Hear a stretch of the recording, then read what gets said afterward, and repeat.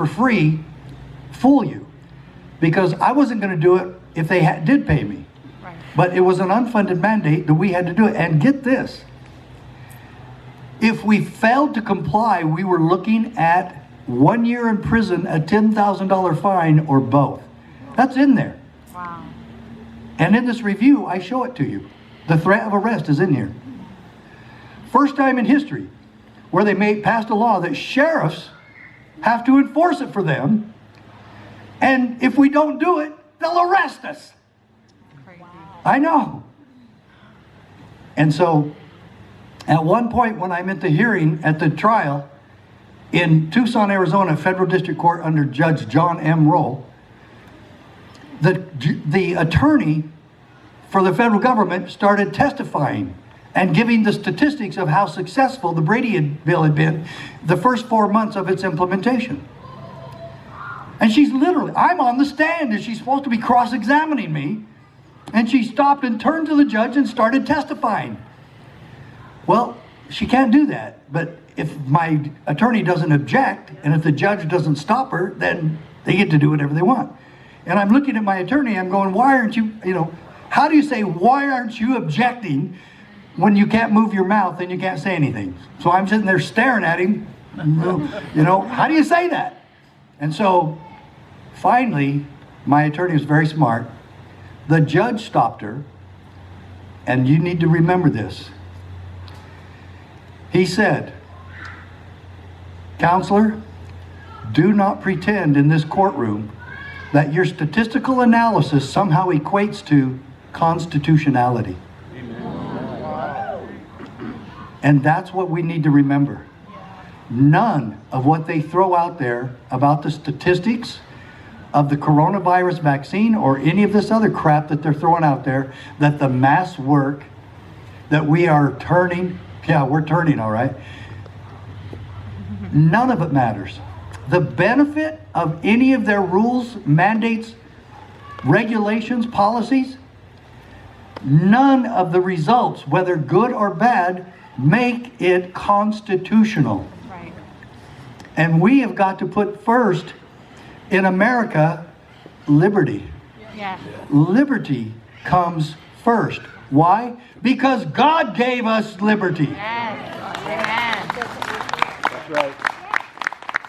And the Declaration of Independence makes it so. Where we all understand that He's the one that developed this for us. That we were all based, all of this was based, that we are all created equal. Yeah. And they cannot. What is the purpose of government? Right after it talks about life, liberty, and pursuit of happiness, what does it say? It tells everyone, including your school superintendent, including your sheriff, including your county commissioners, Arizona and California, your board of supervisors. Folks, it tells us what the purpose of all government is. The reason you exist, government, is because we said you could. Yes. Amen. We don't need your permission to exist. That's right. But you need our permission. Yes. And if you don't follow your oath, then we will take whatever steps necessary to get you educated or to get you replaced. Yes. And that is what we are in charge of. Yes. Now, so did anybody quote me the 9-10 words that is the purpose of all government? Why didn't you do that yet? That to secure these rights, governments are instituted among men. Does that sound religious to you? It does to me. That to secure these rights, Yes. governments are instituted among men. Do you know the only role government has in the Second Amendment is to secure it, is to guarantee it? Do they get to say what gun I get to have? No. No. How many bullets I have? No. How many guns I have? Bingo. Amen. Did you catch the satire there? What did Biden say when he said he was going to take everybody's gun away from them? Bingo.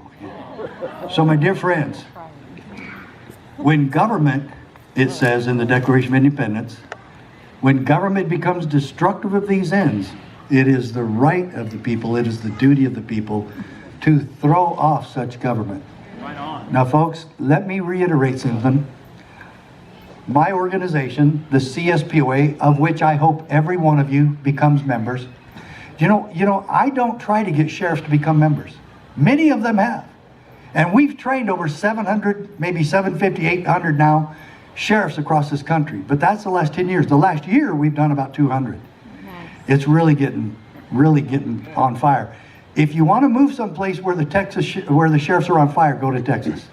Because we can't even keep up with those Texas sheriffs requesting us to come back and do the seminar.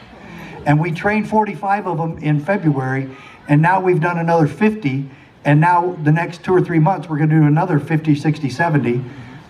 And because they just keep coming back, and one sheriff will go tell the other one, and this good sheriff Hargrove, Randy Hargrove, from Crockett, he lives in Houston County, but it's the county seat is Crockett.